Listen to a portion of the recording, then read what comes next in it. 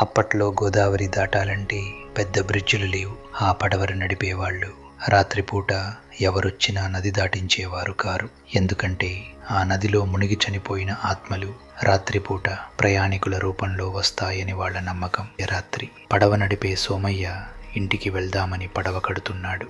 అప్పుడే తడిసిన పట్టు చీరలో ఉన్న ఒక ఆవిడ వచ్చి, నది దాటించు నాయనా అని పాతకాలపు వెండి నాణెమిచ్చింది. సోమయ్య పాపమని ఆమెను పడవలో ఎక్కించుకున్నాడు. నది మధ్యలోకి వెళ్ళాక సోమయ్యకి డౌట్ వచ్చింది. పడవ చాలా బరువుగా అనిపిస్తోంది, నీళ్లలోకి మునిగిపోతోంది. సోమయ్యకి భయం వేసి ఆమె ముఖం చూద్దామని లాంతరు పైకి ఎత్తాడు.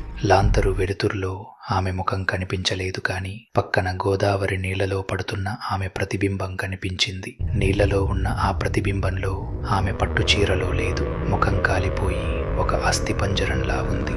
ఆవిడ సోమయ్య వైపు చూసి, నది ఆవలి ఒడ్డుకు కాదు సోమయ్య, నది అడుగుకు పోనివ్వు అని చెప్పి పడవను 2 చేతులతో పట్టుకుని కిందికి లాగేసింది. రాత్రిపూట గోదావరి నది వైపు ఒంటరిగా వెళ్ళకండి. ఇలాంటి భయంకరమైన కథల కోసం తెలుగు హారర్ ఫైల్స్ని ఫాలో అవ్వండి, సబ్స్క్రైబ్ చేయండి.